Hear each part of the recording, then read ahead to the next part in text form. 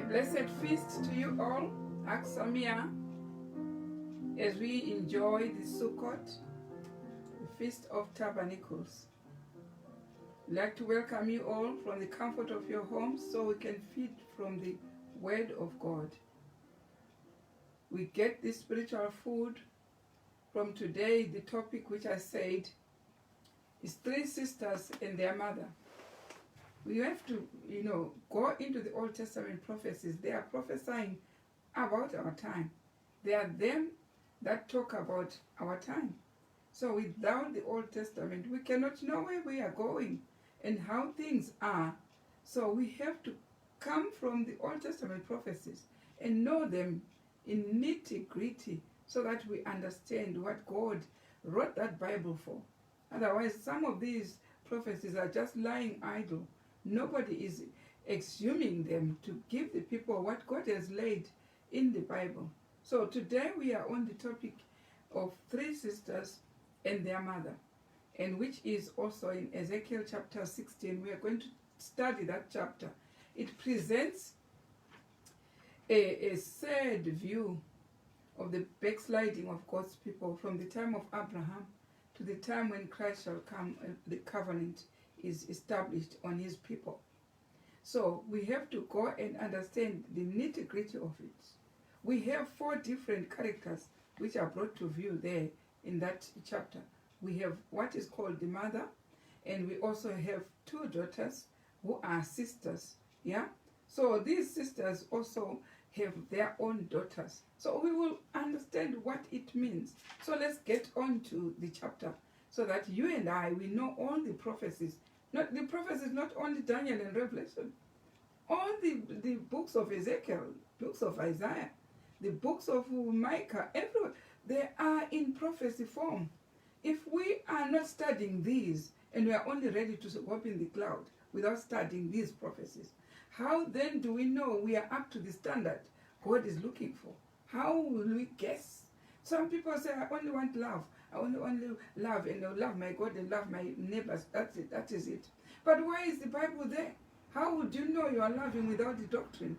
You need the doctrine so that it shows whether you are displaying love. That love is there in the doctrines. It shows how you should be in front of God, how you should be towards your neighbors. So now let's go to Ezekiel chapter 16. Start studying from verse 1 up to 2. Yeah. Ezekiel 16. Yeah, 16.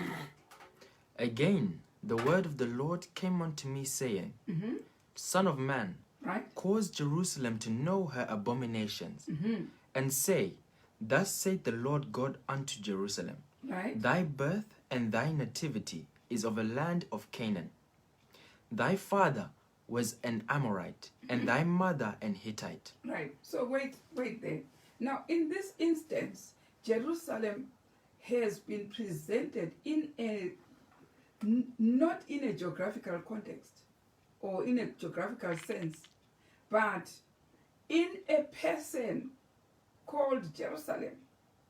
Right? So this person called Jerusalem is leading God's people.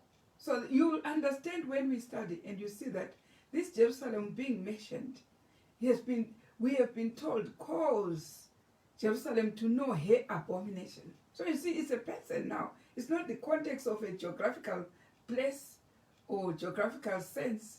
It's different. So you should, when you are studying more about Jerusalem, should know where the context is referring to a person or the context is referring to a geographical. If you do not have difference for the two, then you have a problem. So in this time, in this instance, this Jerusalem has been in a context of leadership of God's people from the time of Abraham to our time. So that's Jerusalem we are talking about. Now let's read again verse 2. Or start verse 1. Right. Okay. Again, the word of the Lord came unto me, saying, Son of man, cause Jerusalem to know her abominations. Right. So it says, cause this person, Jerusalem. So I said it is the mother or the leadership from the time of Abraham to our time. Cause these leaders to know their abomination. Right? And say, Thus saith the Lord God unto Jerusalem, Right? Thy birth and thy nativity is of the land of Canaan. Right. So, but what? Let's clarify first. Because the prophet of this time, or of each of the period of the generations, had something to contend to cause their leadership to know their abomination. What was the abomination from the time of Abraham to the time the covenant of Christ is established with his people? What was the problem? God said there were abominations. Cause Jerusalem to know her abomination. So what abomination was there from the beginning to the end?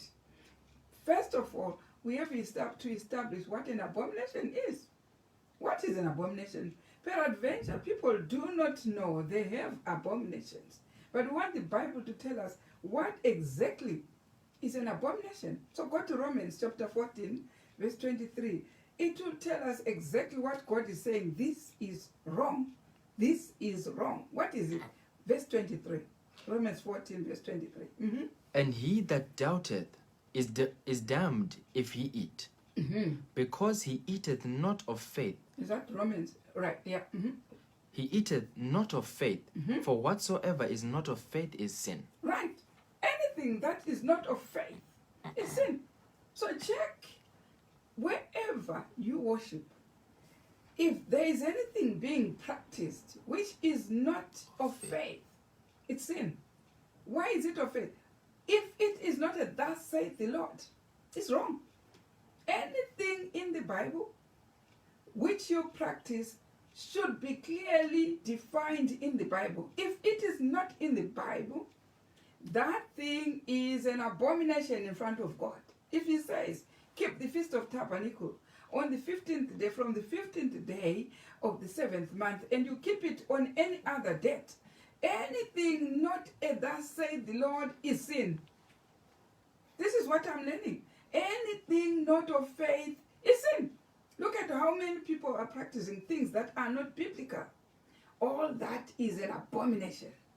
Right? So you go and check wherever you are and ask questions and contend with Jerusalem. And ask Jerusalem or the mother, is this a thus saith the Lord that you want us to have? Where is it in the Bible? Because when it is not in the Bible, that thing is sin. That's an abomination. So this is what we are being told. Cause Jerusalem to know her abomination. This is the verse. Now, the same thing we have been told that. Go to verse 2. Verse 2. Ezekiel 16. Yeah, 16 verse 2. Son of man, Yeah. cause Jerusalem to know her abominations, Right.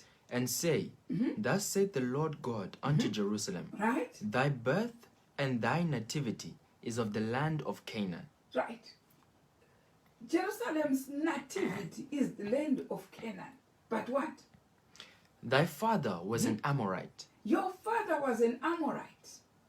and thy mother an Hittite. Your mother was a Hittite. So this is a clue where Jerusalem is coming from. Why is it? Why are those two tribes mentioned? Who are they? These two tribes are known to be the sons, the people who reigned in Canaan before Abraham went there. What were they? These were the descendants of Noah. And of Noah, of which child? Of Ham. You know Ham? Noah had 3 sons. Ham, Shem, and Japheth. So Ham, the children coming from Ham were the Hittites. And the, read on. Thy father was an Amorite. Amorites and Hittites. These are the descendants, the sons of the son of Noah called Ham. They were stationed in Jerusalem before in Canaan, before it was called Jerusalem. These were the ones who were inhabitants of the land of Canaan. And that's why God continues to talk about the Hittites, the Amorites. These were the sons of Noah. Now, these were the ones, he says, you know your nativity, Jerusalem, so well that you are a son of the Hittite, Your mother was a Hittite, your father was an Amorite. Do you understand? But we know the proper inhabitants of Jerusalem are not coming from Ham. Canaan was inhabited by the sons of Ham, but Jerusalem was not coming from Ham. Jerusalem came from Shem. So we had three sons, Shem, Ham, and Japheth. Now we are seeing Abraham coming coming from the descendants of one of the sons called Shem. Then they are coming to be established in Canaan. But what was in Canaan before? The Hittites, the Amorites, the inhabitants, the sons descending from Ham. Did you understand that point? That's why God is saying, your nativity is in Canaan. And also the Hittites and the Amorites are your descendants. So what was in Canaan at that time before Jerusalem was established was the Hittites and the Amorites, right? So the prophet is commanded to give the Lord's testimony in this regard from very beginning, from the beginning, before Abraham was called. And as we read in Ezekiel chapter 16 verse 3, let's hear 16 verse 3. And say, thus saith the Lord God unto Jerusalem. So we are to say to Jerusalem, thus saith the Lord unto Jerusalem. Now what is it? Thy birth and thy nativity is of the land of Canaan. Right. Thy father was an Amorite, and thy mother an Hittite. Right. So, thy mother was a Hittite. Thy mother was a Hittite. Thy father was a Canaanite. So this is the nativity established. One, for the people in the land of Canaan. Two, for Jerusalem. Right? So let's read and understand more. Verse 4. And as for thy nativity, in the day thou wast born, thy navel was not cut. Right. Neither wast thou washed in water to supple thee. Right. Thou wast not salted at all, Right. nor Listen swallowed. to that. Why God is mentioning the Hittites and the Amorites is because records from history show that there were the people who descended from Ham were the worst idolatrous people on earth. The records will show that. And they were so wicked. The Hittites, the Amorites, though coming from Ham, they were the worst idolatrous people on earth because God had destroyed the whole world and left only Noah and his three sons, Shem, Ham, and Japheth. But those who came from Shem were the most idolatrous people. Now, a son of Ham, which is Abraham, came also as a descendant of Noah. So you have to know the history. So now God is saying, you know, when they dwelt in Canaan, the Hittites and the Amorites, why is he mentioning them? Because they are known by God to be the worst idolatrous people who lived a life without the fear of God. Now let's repeat again verse 3. We want to understand this chapter so that we will know about these three sisters when we are going. They'll come at a later stage to understand them. But here we are being given the biography of where things started from, so that when we come to these three sisters and their mother and see what their names and whatever, it will come maybe at verse 45 there. So we have a long way to go. Do you understand? For us to finish that chapter, we finish it about, I think, verse 60 there. So it's the whole history of how the people of God have traveled, how they have sadly backslidden from God, starting from the Hittites, the Amorites, when Jerusalem is being called to go back to Canaan, to live in a country where the idolatrous people, the Hittites, the Amorites, had been inhabiting that land, who had no fear of God at all. But God is taking the son of Ham, who now comes, when he is going to live in Canaan, that's when we see Jerusalem emanating from the Canaanites. Right. So let's repeat again verse 3.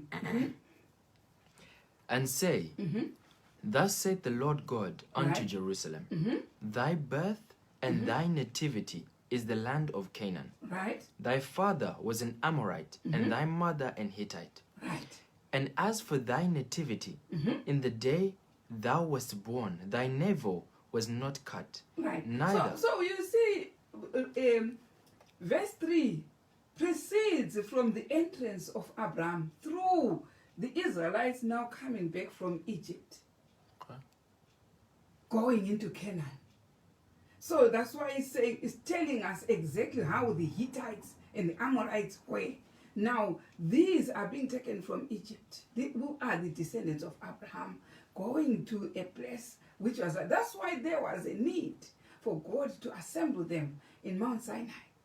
He is explaining exactly what they are supposed to be doing when they enter Canaan, any land where the Hittites and the Amorites had inhabited Canaan. So this is how he's preparing them in the wilderness. That's why he spent 40 years in the wilderness with them, because he would see that when they entered a land where there were Hittites and Amorites, they could not stand their faith.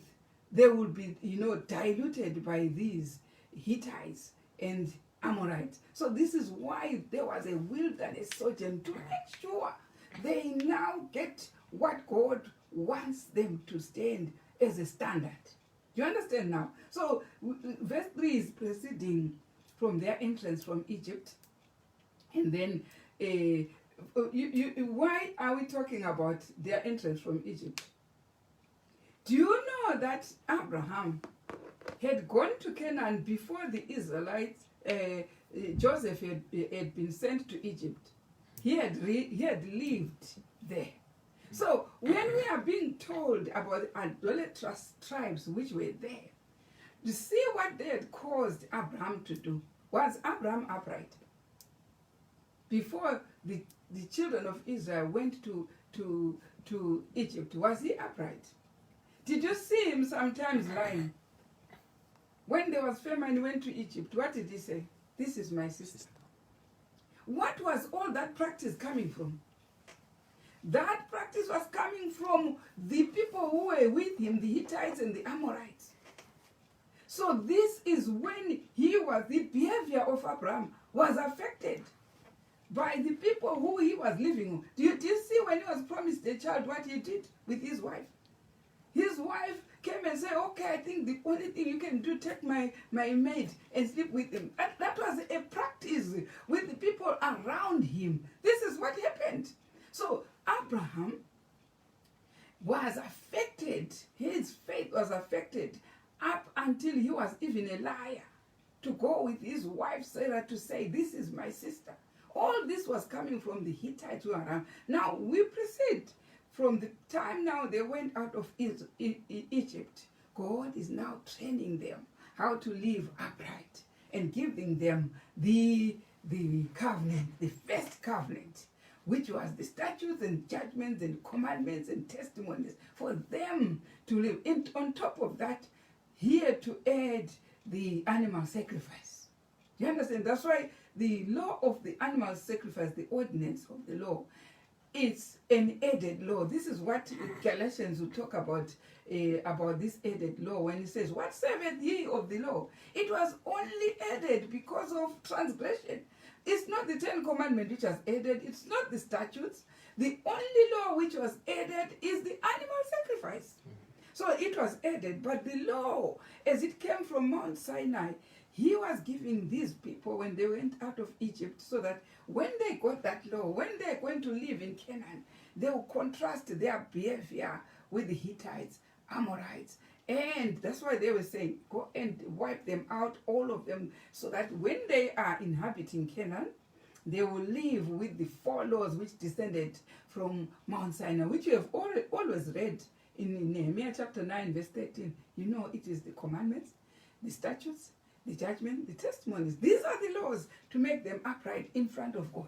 So he says, now he's talking about Jerusalem, It says, cause Jerusalem to know her abominations. And the first thing he's introducing is that, know for sure your nativity is in Canaan. So the nativity is when Abraham was in Canaan first. The nativity who had influenced him to have a character which was more like the Hittites, of lying, of making even more wives. This was a character of the people who were around him. They know the nativity. He was not keeping the law upright there. So now he's taking the Israelites to tell them, to say, tell Jerusalem her abomination. So you should know your nativity first. And what is an abomination? The practice of things that were not biblical. Yes, of course, we have got record. He also practiced that. Abraham practiced that. If you take, for instance, today, you take another wife, second wife, this is an abomination in front of God. So he practiced that. And he also went to Egypt and he lied. He lied. So all those practices were coming from the Hittites and the Amorites who he was living with. So let's go and proceed to the next verse there. Mm-hmm. Verse 4. Verse 4. Up to verse 5, yeah? All right. Mm-hmm. And as for thy nativity, Mm-hmm. in the day thou wast born, thy navel was not cut, Mm-hmm. neither wast thou washed in water to supple thee. Mm-hmm. Thou wast not salted at all, Right. nor swaddled at all. Mm-hmm. None eye pitied thee, Mm-hmm. to do any of these unto thee, Right. to have compassion upon thee. So he's describing how Abraham had lived before the Israelites went to Egypt. This is what I've just explained. It's even more, when you want to get the proof of it, go to Genesis chapter 15, verse 13, you'll find it more there, and to show that it was correct what the Bible was saying. Verse 15. Verse 13. Verse 13, chapter 15, verse 13. And he said unto Abram, Mm-hmm. Know of a surety Mm-hmm. that thy seed shall be a stranger in a land that is not theirs. Right. And that time, the seed was going to go to Egypt to be strangers. And that was in verse 13. And shall serve them, and they shall afflict them for 400 years. So they were afflicted, being bricklayers for 400 years there. Right? Let's go also to Psalms. Psalms chapter 105. Yeah? Verse 12 and 13. Mm-hmm. Verse 12. Mm-hmm. When they were but a few men in number, Mm-hmm. yea, very few and strangers in it, Right? when they went from one nation to another, from one kingdom to another people, he suffered no man to do them wrong. Yea, he reproved kings for their sakes. Right. So he's grouping them. You remember what happened even before the seed of Israel went to Egypt. Remember how even Jacob, the son of Isaac, how the politics which was in his family between Esau and Jacob in the family of Isaac, how Jacob lived when he was running away from his brother who was very unfaithful. He had a brother who was called Esau, who was very unfaithful, and all that was reigning on that time. It was the time before they went into Israel. And then the thing that happened when Jacob's sons, sold Joseph. You remember, Joseph was sold to the Egyptians who were passing as a slave. And when he was sold, that practice on its own was not biblical. That practice was against God. So this was all coming from the reign with the Hittites and the Amorites. That practice was unbiblical. It was an abomination. So we are correct when we say, after now they were coming from Egypt, then God is now to tell them exactly why he is taking them to Canaan, to live upright, and gave them those 4 laws. So before that, we didn't see that. Let's go to verse 6. Verse 6. Mm-hmm. Of Psalms. Yeah, we are over for Ezekiel 16. Okay, verse 6. Mm. And when I passed by thee, sorry, and when I passed by thee, and saw thee polluted in thine own blood, Right? I said unto thee, when thou wast in thy blood, Right. live, yea, I said unto thee, when thou wast in thy blood, live. Right. So we see how they were so polluted. Why? This is the time when Israel was polluted. Before going to Israel, they were polluted. When they were selling Joseph, they were doing they were just in the blood. That's what the terminology is. In the blood, they had no law at all. They were polluted. Yes. But now we see them being reorganized after they reigned in Egypt. Did they reign in Egypt? Let's go to Exodus chapter 1, verse 8. Exodus chapter 1, verse 8 to 12. We want to see how they reigned in Egypt. Now, there arose up a new king over Egypt. So why is that verse? That verse shows how they had multiplied themselves in Israel. They had multiplied until Pharaoh, who did not know Joseph, so that now this is a threat. These people, when they are getting so much in numbers, they can overthrow us. Now listen to that verse. Let's hear. And the children of Israel were fruitful and increased abundantly, Right? and multiplied and waxed exceeding mighty, Right? and the land was filled with them. Now there arose up a new king over Egypt, Right? which knew not Joseph. Right. And he said unto his people, Behold, Behold. the people of the children of Israel are more and mightier than we. Right? Come on, let us deal wisely with them, Right. lest they multiply, and it come to pass that when there falleth out any war, they join also unto our enemies, So and this fight is- against us. This is the condition which goes to Ezekiel chapter 16, verse 8. Read it for us. So there are many, they are multiplied, and now Pharaoh makes them taskmasters and taskmasters to afflict them. Now let's hear from verse 8. 16 verse 8. 16 verse 8, yeah.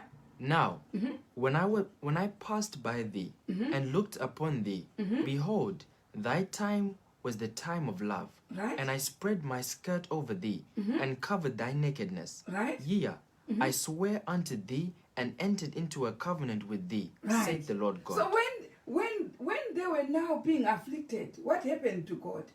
He had to take them out from Egypt. This is what he says, I covered thee. Covered with my skirt. I covered thee. He had to take them out to give them a covenant. So when they walked out of Egypt, the main thing was first to go to Exodus chapter 19, and we see how they walked out of Egypt. Now they are assembled to be given the covenant. Those two verses, they go hand in hand. Verse 8 in Ezekiel 16 verse 8, and then in Exodus chapter 19 verse 5 and 6. Let's hear. Now, Now, therefore, if ye will obey my voice indeed, right? and keep my covenant, Right? then ye shall be a peculiar treasure unto me Now above all they've people. been taken out of affliction. They are now being given the covenant. Do you understand? Yeah. This is what Ezekiel was talking about.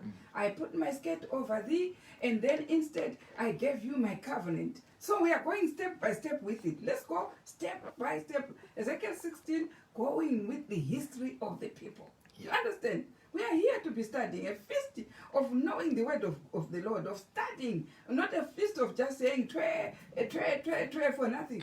We have a feast to learn what was happening, what is happening now, what is happening in future. That's what a feast is. Feast on the word of God and understand the Bible. Not to hold that Bible when it has lots of chapters that you don't even contend, you don't even understand. There should be some way we will learn all those things, right? Now let's hear. They have been given a covenant in Mount Sinai. We all know what happened there, right? So in order for God to accomplish this one, go to next verse in Ezekiel 16 is our main chapter. Our main chapter is chapter 16 of Ezekiel 16. Now we are on verse 9. Let's hear 9 up to 14, right? Then washed I thee with water. Yea, I thoroughly washed away thy blood Right? from thee, and I anointed thee with oil. Right. I So these people now are a peculiar nation. They are now anointed. They've been given a covenant. Now let's hear more. Mhm. I clothed thee also with broidered work, Right? and shod thee with badger's skin. Right? And I girded thee about with fine linen, and I covered thee with silk. Right. I decked thee also with ornaments. Where is it now? Because now it's a history. Now, after they are out of the wilderness, they are in Israel, and it's now going to go through even how wonderful a nation it was under the kings, the marvelous kings of David, of Solomon. This is what he's saying. He's taking it now, a peculiar treasure, taking it with silver and gold. And no other reign was so glorious like the reign of David and Solomon. So he's taking it. You know, we are seeing this child, this history of this woman this woman Jerusalem going. Now it is decked with silver and gold, very rich. Let's hear. We are in the throne of David and Solomon now. I decked thee also with ornaments, and I put bracelets upon thy hands, Right? and a chain on thy neck. And I put a jewel on thy forehead, and earrings in thine ears, Do you see? and a beautiful crown upon thine head. We are in the time of Solomon. A beautiful crown upon their head. But did they stop? Did Jerusalem stop being unfaithful to God? We saw how they became unfaithful. King Solomon, the worst idolatrous king ever. Even after God had done all that. How many wives did he have? How many concubines did he have? He continued with the practice of the Hittites and the Amorites. Did you see that? The only thing that is a bother to God is these descendants of Shem who are still here until today. We want to see this practice of breaking God's law, which came from the Hittites and the Amorites. Is it not there still with us? Or was it there even in the time of Christ coming? Is it still not there? But we want to see how God will separate his children from the Hittites and the Amorites. Right? Let's hear more. You've gone up to verse 14. Verse 13 now. Verse 13, right? Thus was thou decked with gold and Right. silver, and the raiment was of fine linen and silk, and broidered work. Thou didst eat fine flour and honey and Right. oil, Right? and thou wast exceeding beautiful. You were exceeding beautiful. That's the reign of Solomon. Exceeding beautiful. And thou didst prosper into a kingdom. And then you had a prosperous kingdom. The reign of David, the reign of Solomon was a prosperous kingdom. That's why even he is talking about David in our time. Because this is the movement of his church from Abraham. And now we are on Solomon's time. Still, the practice of the Hittites and the Amorites. We will see how many wives. How many wives? They were so corrupt. Even when God was decking them with silver, all the ornaments, everything. But the practice of the Hittites, we saw them with Abraham before they went to Israel. We saw them even when they sold Joseph. We saw them now even when they came up, they've been given a covenant in Mount Sinai. Still in the time of Solomon, in the time of David, still the practice of the Amorites and the Hittites is still there. You understand? Now we are going with Jerusalem. Cause Jerusalem to know her abomination. This is in Ezekiel Chapter 16. It's a prophet on its own. Right. Let's hear more. Have you gone to verse 16?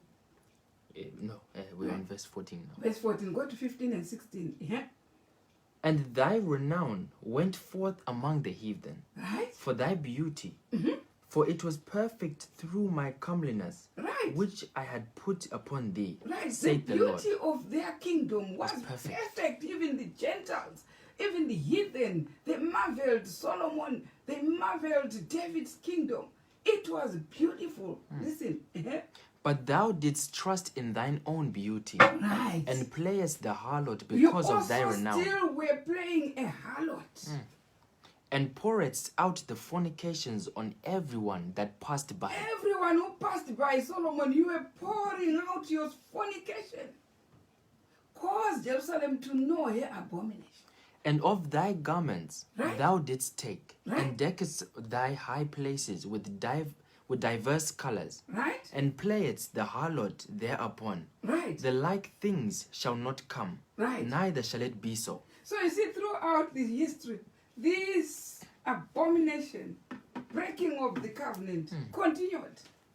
People breaking. Which one is the covenant of God which was given in Mount Sinai? We have been saying about it.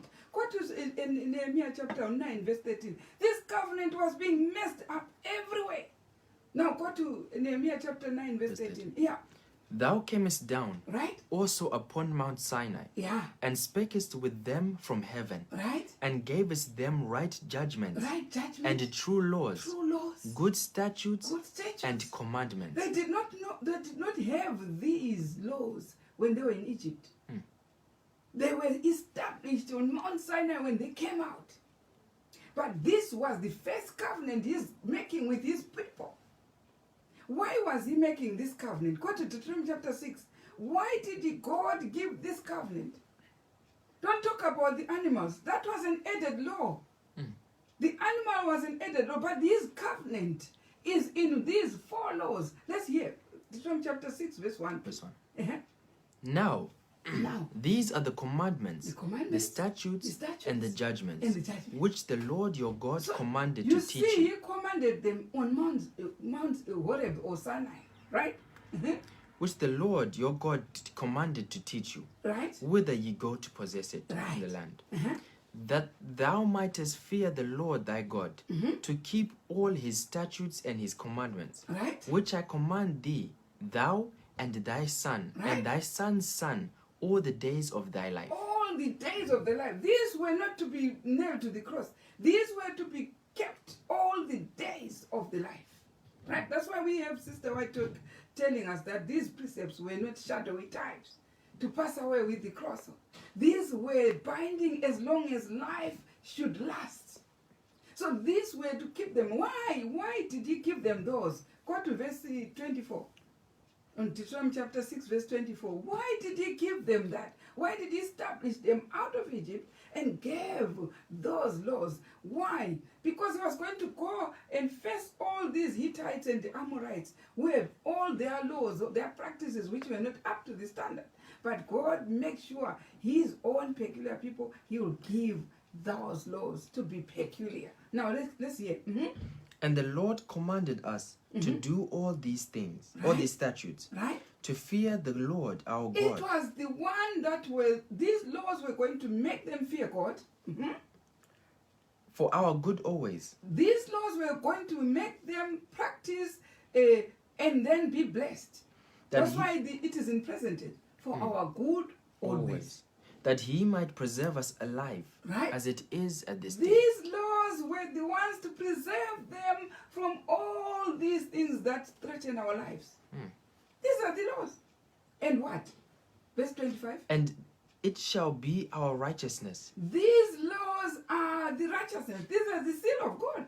if we observe to do all these commandments So before the Lord. God taught them this covenant to make them righteous, to make them fear God, to make them protected, to make them blessed. This was their covenant. But we see from the time they walked out of Egypt and they stayed in Canaan, they were even sent for 70 years in Babylon when they stopped keeping the covenant. This covenant was being torn down step by step until we are today it's being torn down. That's why in this day, he is sending, what is he sending? Let's go to Malachi chapter 4, verse 4 to 5. Why would he pick on those laws? Right, listen. Verse 4. Verse 4. Remember ye the law of Moses, Right? my servant, which I commanded unto him in Horeb Right. for all Israel, Which one? with the statutes The statutes. and judgments. And judgment. Why? Because we now concentrated on the moral law and left the statutes. The feasts are so much despised and rejected in all ages. So God is saying, I will send somebody with the statutes, which are the feasts, and the judgments. These are going to be sent before God will pass judgment to people. Now here, let's go back to the history. Let's see how they were so terribly offended. on these laws of the covenant. The covenant was torn down. We can see how it was torn down to Solomon and David, how they wanted idolatrous wives. They tore down the covenant like anything. Now let's hear where you were reading, where in verse 15. Did you go to verse 16? Right? Yeah, verse 16. Right. So you see, throughout history, let's go to 17. I want you to read from 17 up to 34. Because it's a long chapter up to verse 60. So we want to get all the gist of it. Now let's hear. Thou hast also taken thy fair jewels of my gold and of my silver, Right. which I had given thee, and madest to thyself images of men, didst commit whoredom with them, and tookest thou broidered garments and coverest them, Right. and thou hast set mine oil and mine incense before them. Right. My meat also, which I gave thee, fine flour and oil and honey. So you see how he was blessing his people, right? Fine flour and oil and honey, Right. wherewith I fed thee. Right. Thou hast even set it before them for a sweet savour. Right. And thus it was, saith the Lord God. Moreover, thou hast taken So thy it's son. all filled with complaints from God. Complaints, I did this to you. I did this. All that he could have done to your people. But still, the covenant was being broken. Let's go to verse 34. Verse 34. Want me to read verse 34? Verse 34. And the contrary is in thee from other women, in thy whoredoms, whereas none followeth thee to commit whoredoms. Right. And in that thou givest a reward, and no reward is given unto thee. Therefore, thou art contrary. So that's what he describes. The breaking of the covenant is what he's saying, whoredom. So what is the abomination that we have to tell Jerusalem about? About the whoredom. Which whoredom? Of not following God's covenant. That's why he's talking about whoredom. You are adulterating if you are not keeping the covenant. That's what he's saying. We saw it when we were studying Hosea. That, plead with your mother. Plead. And it was the children pleading with the mother to say, stop the whoredom. Stop the whoredom. Now here we are saying, let's hear from verse 35. Verse 35. Have you read verse 35? Not yet. Go to 35, yeah? Wherefore, O harlot, Oh, hear harlot. the Now word he's of the Lord. addressing with a proper name. Oh, harlot. Tell Jerusalem here abomination. We have identified the abomination was of breaking the covenant. Now he's saying, therefore, oh, harlot. Yeah? Hear the word of the Lord. Hear the word of the Lord. Thus saith the Lord God. Listen to what God says. Because thy filthiness was poured out, Right. and thy nakedness discovered through the whoredoms with thy lovers, and with all the idols of thy abominations, and by the blood of thy children, Right. which thou didst give unto them. Right? Behold, Behold. therefore, I will gather all thy lovers, with whom thou hast taken pleasure, Right. and all them that thou hast loved, Right. with all them that thou hast hated. Right. I will even gather them around about against thee, Right? and will discover thy nakedness unto them, Go to verse that they 42. may see all thy nakedness. Right? 42. So will I make my fury toward thee to rest, So this is how I will make my food towards you and I will rest.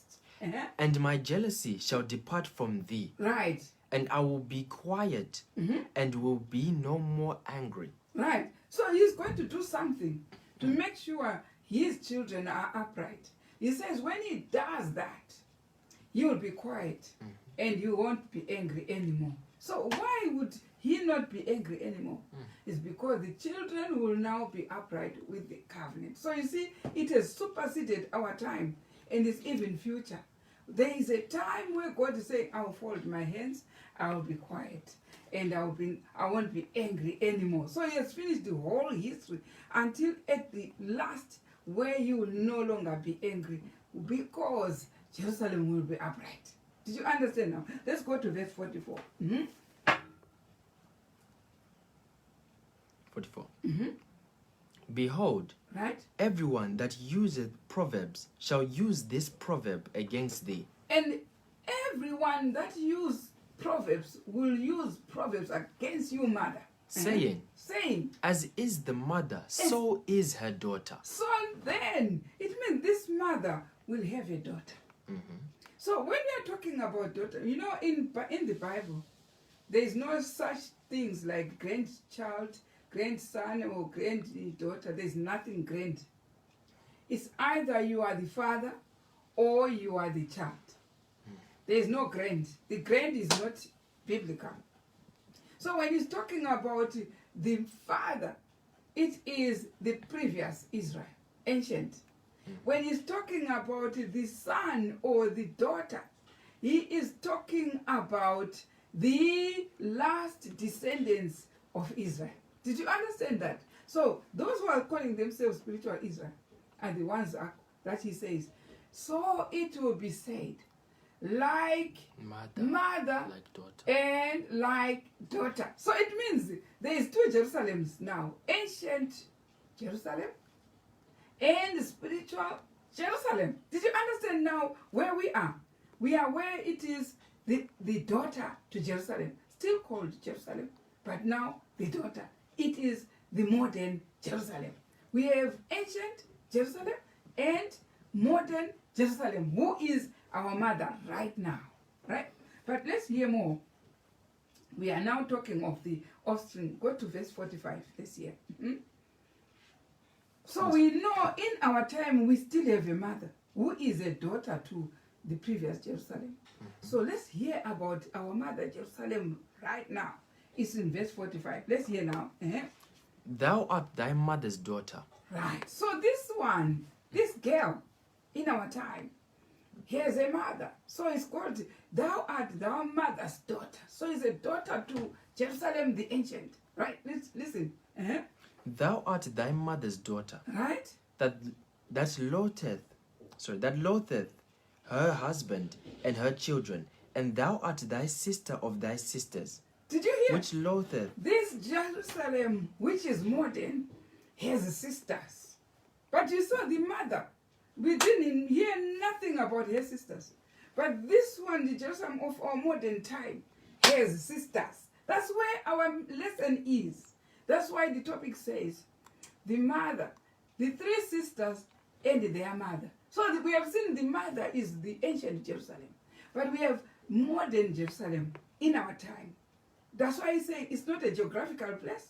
We are talking of leadership in our time. There was leadership in the previous time. Now it's leadership in our time of the people of God in our time, called Jerusalem, a daughter to the ancient Jerusalem. But it's got sisters. Verse 45. Read again. Let's hear. Thou art thou art thy mother's daughter, that loatheth her husband and her children, and thou art thy sisters of thy sister, which loathed her husbands and their children. Your mother was an Hittite, and your father an Amorite. So this new modern Jerusalem, your mother was a Hittite. And what?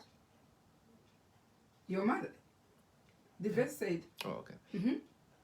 Your mother was an Hittite, right? And your father an Amorite. Still has got that problem.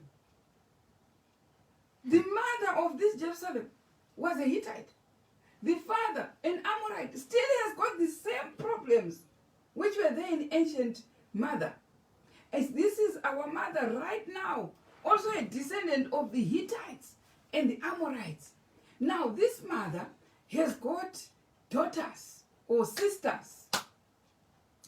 But these are a family relationship. It's a family relationship. But a dysfunctional family. Why? Listen to why it is dysfunctional.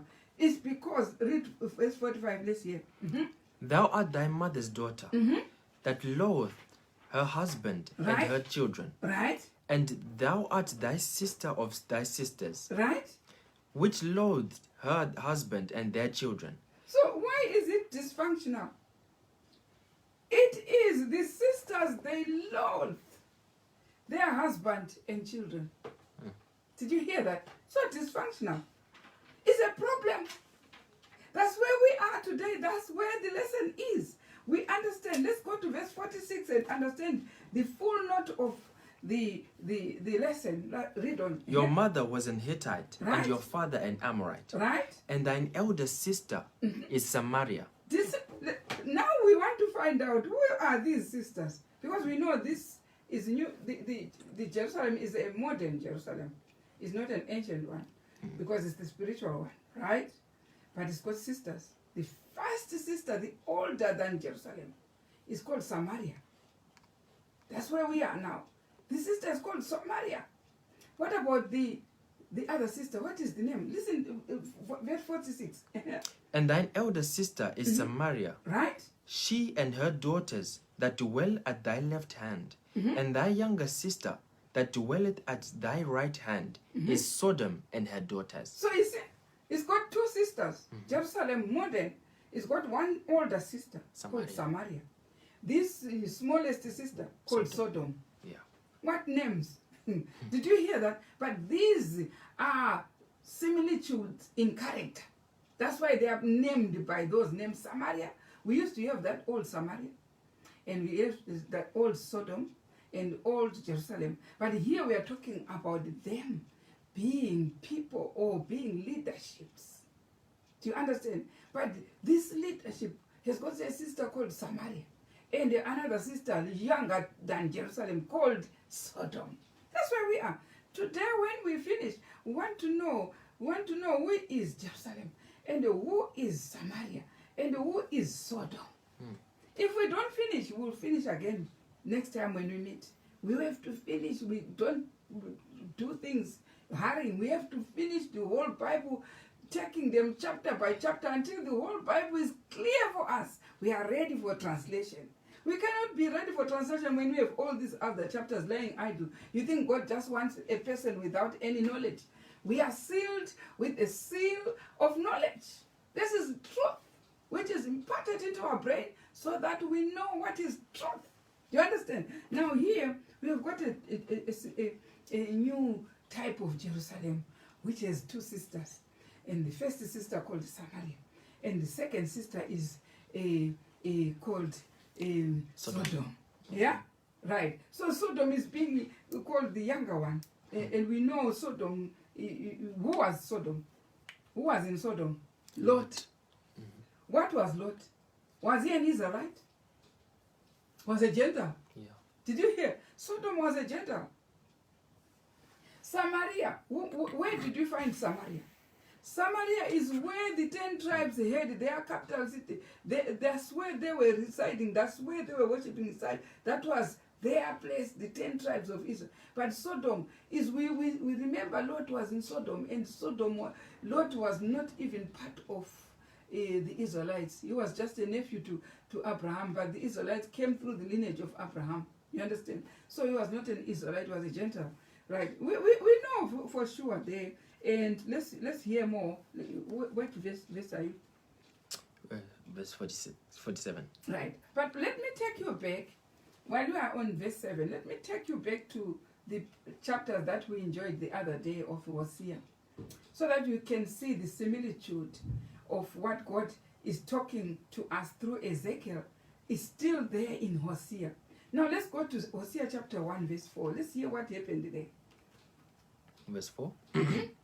And the Lord said unto him, call his name Jezreel. So the firstborn of Gomer, of Hosea, who married a prostitute called Gomer, the firstborn was called Jezreel.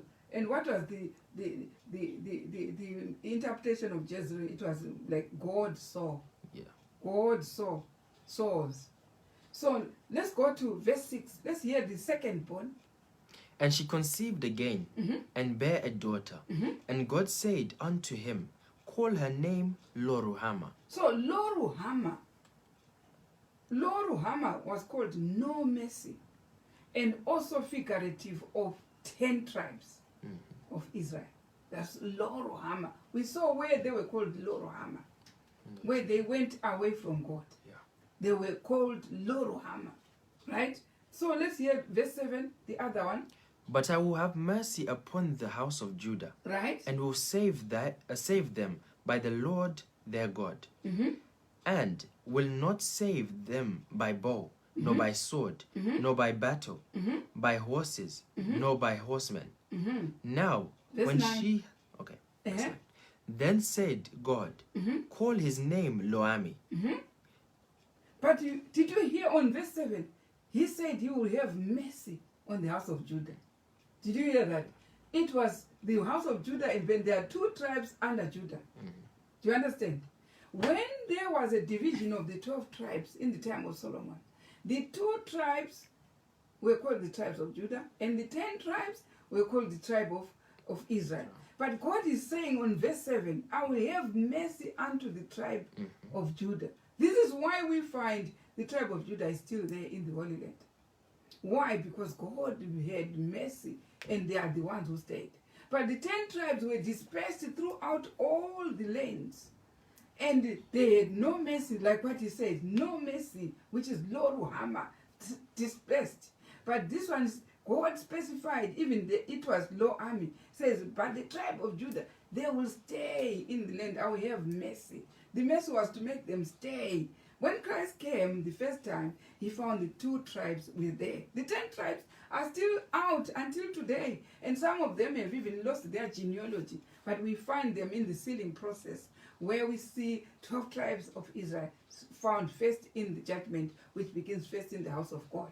So these should be Israel by lineage and also by spirit. It's both. It's no point being a Sabbath keeper, but you should be both. You understand? You can keep the Sabbath when you are not even part of the lineage.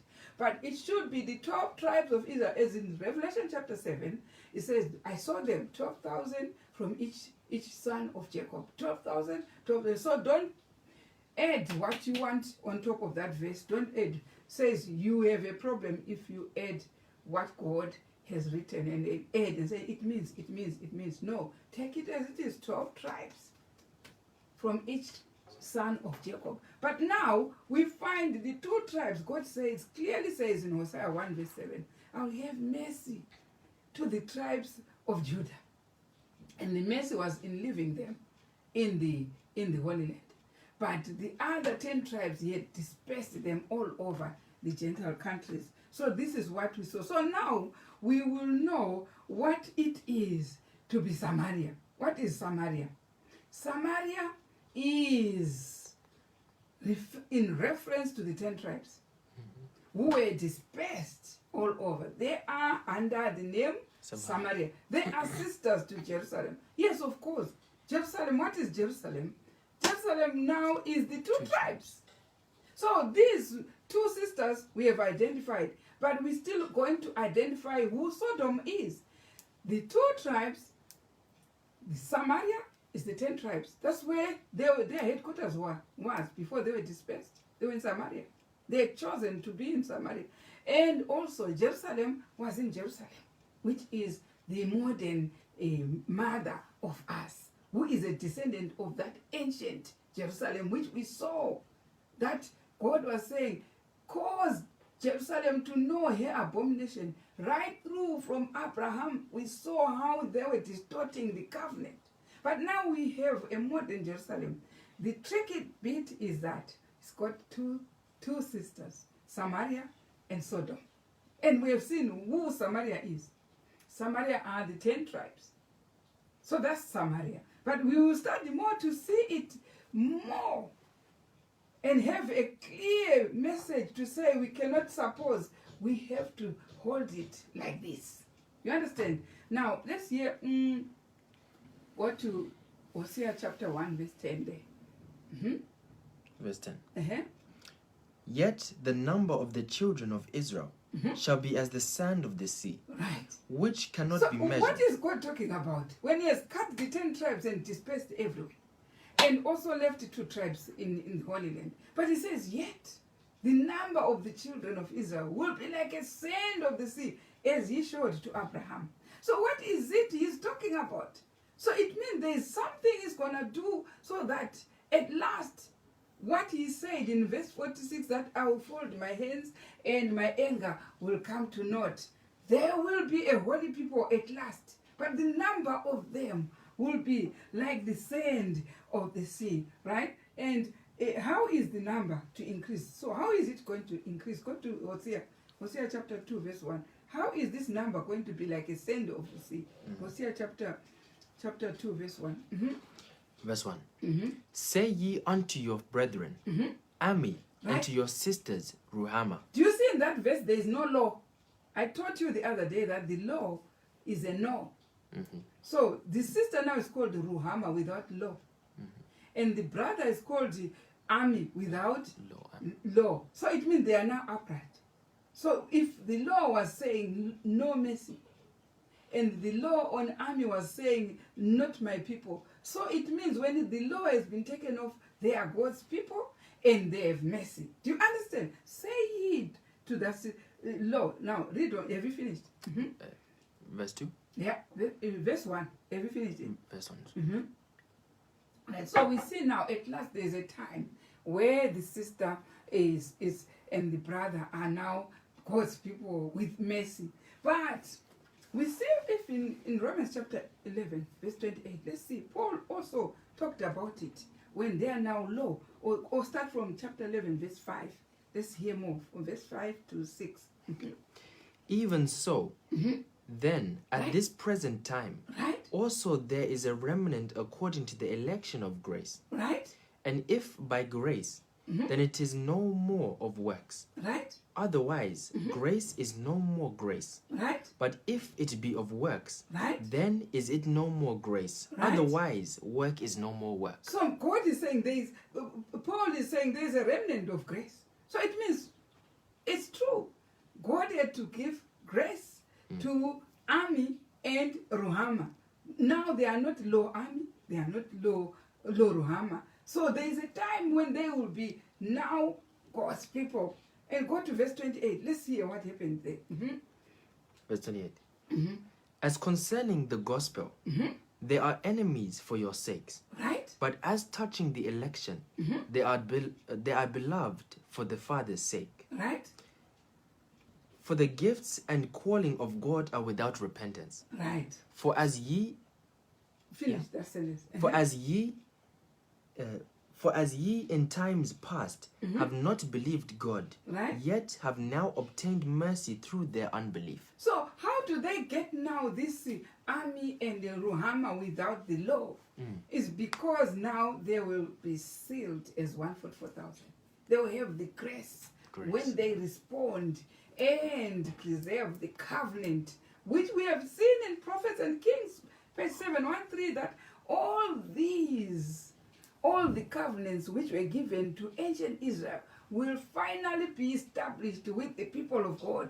That's where they are Ami and Ruhama. But they were told, plead with your mother. Your mother refused to join Ami and Ruhama. Plead with her. She has played the harlot. Right? But here, let's hear more. We are not on Hosea for today. We're just taking those verses so that we understand where we are. So after in the New Testament, we developed another daughter of Jerusalem. The daughter but had two sisters. That's why the topic was the three sisters and their mother.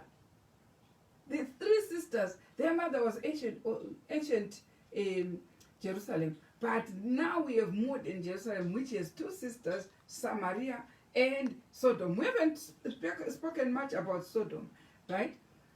Let's hear more in Isaiah chapter 62, verse 1 and 6. Or maybe if before you set yourself on that, let's see how then it went after the spiritual or the Christians started from the early Christian church when they were invaded, and finally we have our 144,000. Can you go to Jude 1 verse 4? Want to see exactly what is happening there. Verse 4. Verse 4, yeah. For there are certain men crept in unawares, Right? who were before of old ordained to this condemnation, ungodly men, Right? turning the grace of our God into lasciviousness. Right. So Jude was talking about the invasion of the early Christian church. That there are people who are ungodly, who he said were going to turn the grace of God. So he was introducing this Christian church, which is a mother now called modern Israel or modern Jerusalem, which is the daughter of the ancient Jerusalem, with two sisters, Samaria and Sodom. Now he's saying, when the early Christian church starts, we will go through where there are people who are wicked, who will turn this grace again. Do you understand? Into lasciviousness. That's Jude. But let's see what happens in 2 Thessalonians 2 verse 3. Let's hear what Paul himself says about this invasion. 2 Thessalonians 2 verse 3. 2 Thessalonians 2 verse 3, yeah. Let no man deceive you by any means. Deceive you. By any means. By any means. For that day shall not come, except there come a falling away first. Wait. So it means in his time, Paul, people were now waiting for the coming of Christ. And Paul was telling them, hey, let no man deceive you. That day of coming of Christ should come. It will only come after this man of sin has invaded the church. Like it is in these days. You see people say, we are ready to hop in the cloud. But you ask them, that cloud will not come until we have started the kingdom, or until the loud cry is finished. If you believe that the loud cry is going to be there where there will be a 666, then why are you talking about the hopping in the cloud right now when the 666 has not been, the time of trouble such as never was, has not yet, and you are talking about. Now Paul was facing such mentality again, who was saying the time of the coming of Christ is, they said, let no one fool you. Listen to that verse. Read it again. Let no man deceive you by any means. Right. For that day shall not come, except there come a falling away first. Right. And that man of sin be revealed, the son of perdition. Right. Who opposeth and exalteth himself above all that is called of God, or that is worshipped, so that he as God sitteth in the temple of God, shewing himself. Understand that verse properly. We know the church was invaded by paganism in the early Christian church. But Paul is talking about a falling away. So who fell? Right. Who fell? Paganism did not fall. Paganism invaded. But who fell? The mother. Jerusalem, the mother, did fall. Yeah? By paganism, the falling away was not done by paganism. The falling away was done by Jerusalem. The ancient Jerusalem fell. When the men of sin invaded the church, why? If they kept their eyes up to God and doing all the statutes, the covenant and promises, everything, there was no evasion by paganism. Why is paganism coming in? It's because the mother failed, lost the covenant promise. That's why the falling away came. Because because paganism didn't fall. Paganism triumphed. But who fell? Why is Paul talking about a falling away? Why? It's because they did not keep pace with the light, and therefore these are the times which Christ was talking about, where the seed was sown and then tares came up. While men slept, the tares came. So there was a falling away of ancient mother on that time. That's why Paul is talking about a falling away. He's not talking about paganism only. He's talking about the mother. Jerusalem, the mother, fell. When all the disciples died, who were leading the early Christian church, those who took their place fell. There was a falling away. That's why they were invaded by paganism. The men of sin came in because they were sleeping while men slept. The man of sin came and put his own fists. And now until today we see, if you see this feast coming into play in our time, it's because the Jerusalem of this time, the mother or the leader of this time is asleep. And for sure you have You have even Jerusalem of this time uttering these pagan names as well. Blessed Feast, Blessed Christmas, Blessed. But here on the Feast of Tabernacle, he is sleeping. This is what Paul is talking about in First Thessalonians chapter 5. He says, them that sleep, they sleep. Let's go to it. First Thessalonians. Sleeping is allowing paganism to come in while you are sleeping. Because when you are awake, you won't allow that. You won't allow, hey, there we are. We are on the Feast of Tabernacle. We didn't allow that. We don't allow paganism. And listen to First Thessalonians chapter 5. Let's read from verse 1. This is what is called sleeping. Christ said, while they slept, the enemy sowed the tares. The tares were sown. When people are sleeping, that's when you hear the men of sin will evade because they fell. Right, listen to that. First Thessalonians, chapter 5. Verse 1. Verse 1. Mm-hmm, mm-hmm. But of the times and the seasons, brethren, ye have no need that I write unto you. For yourselves know perfectly that the day of the Lord so cometh as a thief in the night. Right, in our time now, Paul is not talking about, oh no, let no one deceive you, for there is a falling away first. Now, in our time, it says, for the times and seasons. Which are these times and seasons? The feasts. Because in Leviticus chapter 23, verse 4, it says, these are the feasts. These are the times which you should keep in their seasons. So the time and seasons are the feasts. So he says, you don't need that I should write about the Feast of Tabernacle. I can't write about the feast and the Passover and the new moon. I can't write. You yourself know. Listen to that. For the times and seasons. For the times and the seasons. Right? Brethren, right? Ye have no need that I write unto There's you. no need that I should write for you. For yourselves know perfectly that the day of the Lord so cometh as a thief in the night. Now he's talking about the day of our Lord coming as a thief in the night. Not a falling away first. But there is no more falling away. We have to come up where we were falling. And we have to come up and keep the times and the seasons. Now listen to that. For when they shall say peace and safety. There are the modern Jerusalem of the time. If you hear now, I doubt very much if that person is that leadership is modern Jerusalem. It's doubtful. Why? Because the Jerusalem of this time will emerge as the 144,000.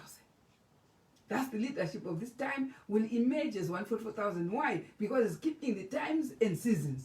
So if it's not keeping the times and seasons, then I question and say, is it either is Samaria or is it either is Sodom? So we will know where whoever belongs in these three sisters. Right? Let's hear. For the times, if you hear, listen to that. For when they shall say peace and safety. When Samaria says peace and safety. Then sudden destruction cometh. Why should I say Samaria? I will tell you why I say Samaria. I'll tell you. Listen to that. Then sudden destruction cometh upon them. Why should I say Samaria is sleeping? Because those who are awake are keeping the times and seasons. But when they are sleeping, they are Samaria. And Samaria is asleep. And they is just saying peace and safety and sleeping. Listen to that. What Paul's saying. Is it right? As travail upon a woman with child. As travail upon a human. Now, we saw in Zechariah chapter 6, there are two leaderships. Grizzled, and bay. Horses, and bay. So we want to see this grizzled. If he's asleep, what is called sleeping is not to keep the times and seasons. Now, let's hear more. But ye brethren, are not in darkness. You bay horses are not in darkness. That day should overtake you as a thief. You know, Great Controversy 399 says the date even of coming of Christ, the second coming of Christ, is in the symbolic service. So you are not asleep. Right? Ye are all the children of the light. You are in day. You are not at night. And the children of the day. You are of the day. We are not of the night nor of the darkness. So when you are keeping the times and seasons, you are not of the night. You are of the day. But Samaria is sleeping. I'll tell you why I call Samaria. Because we have to know why it's called Samaria. Right? So now we have identified two sisters so far. The first sister, the two tribe, which is Jerusalem, which was given mercy, and it was tribe of Judah. And this is in Jerusalem. It's called Jerusalem. The 10 tribe which is Samaria. So why should I say 10 tribes in Samaria? Right? One, you will find that the 10 tribes, they set up an own mode of worship. Samaria, where the 10 tribes were living, they had set their own mode of worship, which was different from where Judah was worshiping. These are the people we read in 1 Kings. Let's go to 1 Kings chapter 12, verse 29. The leaders of the 10 tribes, they set up their own altars there. Let's read in 1 Kings chapter 12, verse 29. Read on. And he set the one in Bethel, and the other put he in Dan. Go to the previous one, verse 26 to 28. And Jeroboam. Right. That's the leader of Samaria. And Jeroboam said in his heart, now shall the kingdom return to the house of David. Right. If this people go up to do sacrifice in the house of the Lord at Jerusalem, then shall the heart of this people turn again unto their Lord, even unto Rehoboam king of Judah. Right. And they shall kill me and go again to Rehoboam king of Judah. So Jeroboam said, let's avoid going to worship in the altar in Jerusalem. Did you see Jeroboam deliberately avoided going to Jerusalem? Why? Listen to that. Right? Whereupon the king took counsel and made 2 calves of gold and said unto them, right. It is too much for you to go up to Jerusalem. That's too much. Your people too. Those 10, the 10 tribes were being led by Jeroboam. Says 10 tribes, don't go where the 2 tribes of Judah are going to Jerusalem. It's too far. Let's worship outside Jerusalem here. But listen to what he did. He also chose the 8th month instead of the 7th month. Listen to that. It is too much for you to go up to Jerusalem. It's too much for you to be going worshiping. Have you seen the 10 tribes doing Samaria? Samaria is saying, you waste so much money going 3 times a year to worship in Jerusalem. We will worship outside Jerusalem. Let's worship where we are. Do you understand? That's Samaria. That is Samaria. When you see them against the keeping of the feast, as in Deuteronomy 16, verse 16, well, God says, 3 times a year, you shall keep the feast of the Passover, the feast of Pentecost, the feast of Tabernacle in Jerusalem. But what is Jeroboam saying? Jeroboam says, 10 tribes, let's not go there. Let's keep wherever we are, wherever. This is what happened. Now let's hear more. It is too much for you to go up to Jerusalem. Right? Behold, thy have God... Have you heard them saying, how much ticket is that? That's too much. That's too much. It's too much money. How many times a year? Oh, that's too much. That's what Samaria does. This comes from his character to resemble the Hittites and the Amorites, who were not worshipping according to the design of God. Listen to that. It is too much for you to go up to Jerusalem. It's too much for you to go to keep the feast in Jerusalem. Behold, thy gods, O Israel, which brought thee up out of the land of Egypt. Right? And he set the one in Bethel, and the other put he in Dan. So where did he set his altar?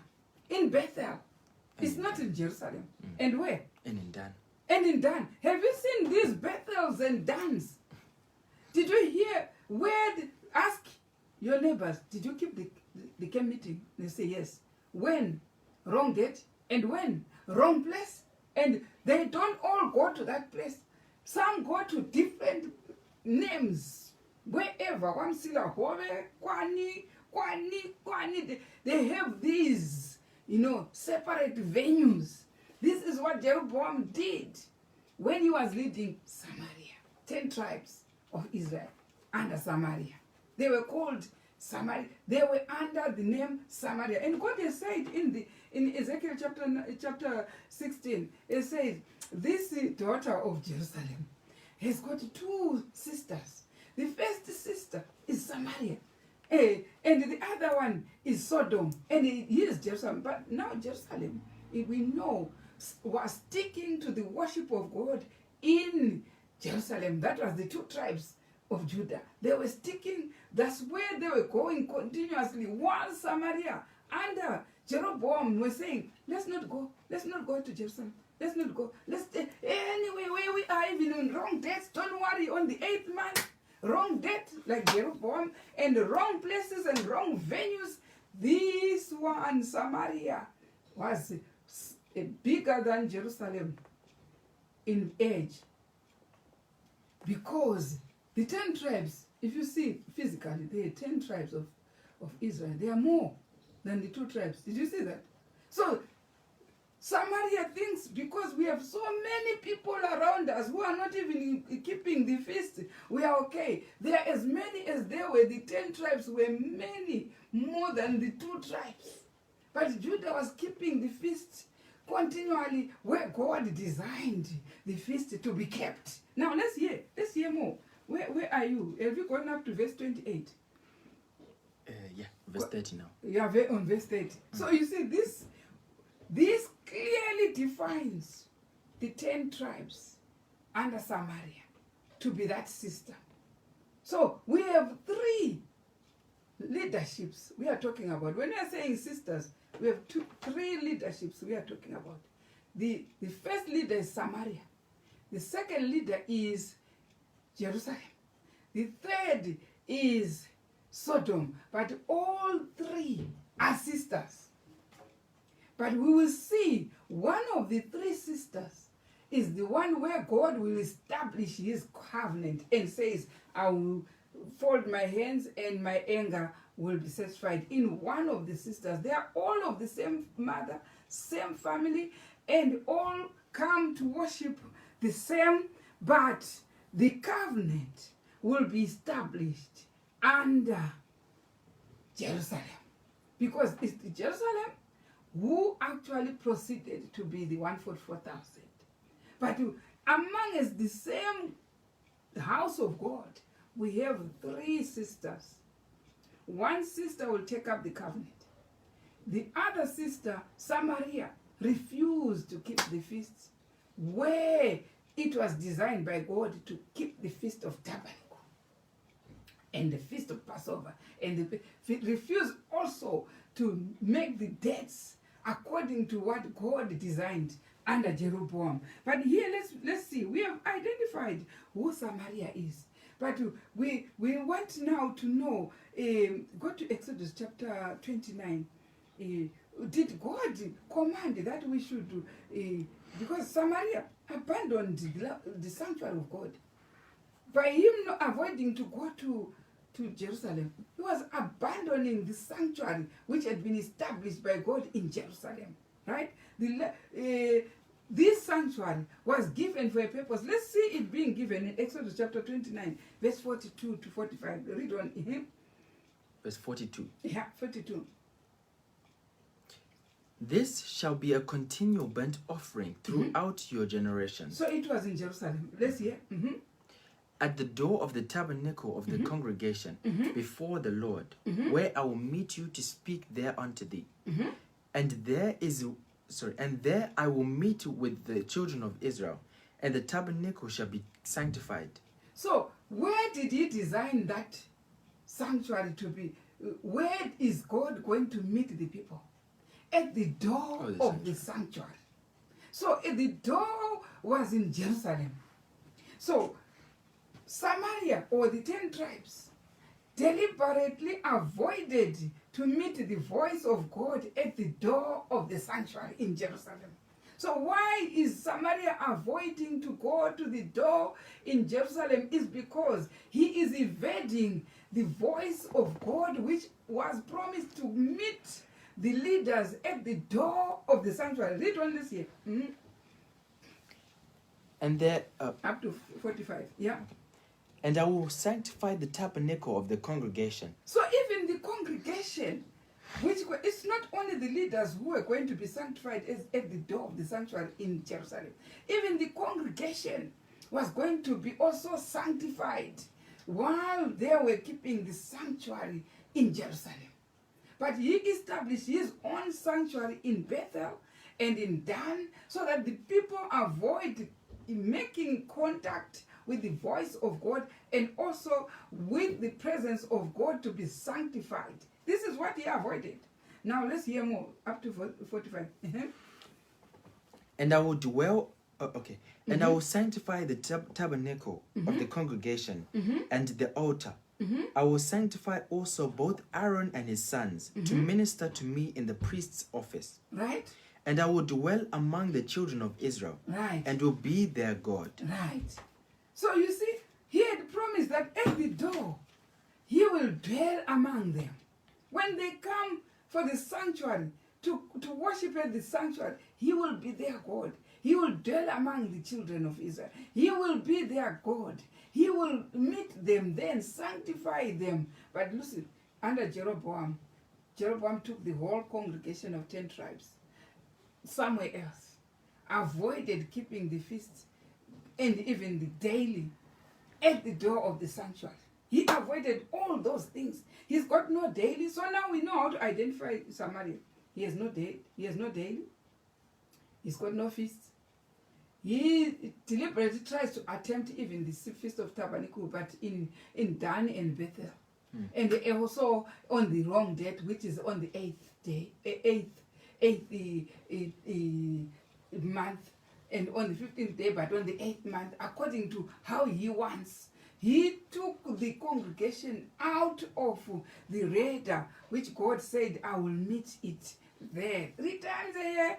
That is a law for those people who are called the people of God, to meet God at the 3rd hour, to meet God on the feasts. Come and meet Christ on the feast. This is what God designed. But Samaria doesn't want to do that. Now, if we have the courtesy to call the present leadership Jerusalem, that's giving them a wrong name. But they are supposed to go under Samaria, whose Samaria has nothing to do with the feasts, and nothing to do with the dates, and nothing to do with the daily. That Samaria, today, we are going to be able to identify Samaria. But we know what? The next time we meet, we want to tackle even Sodom.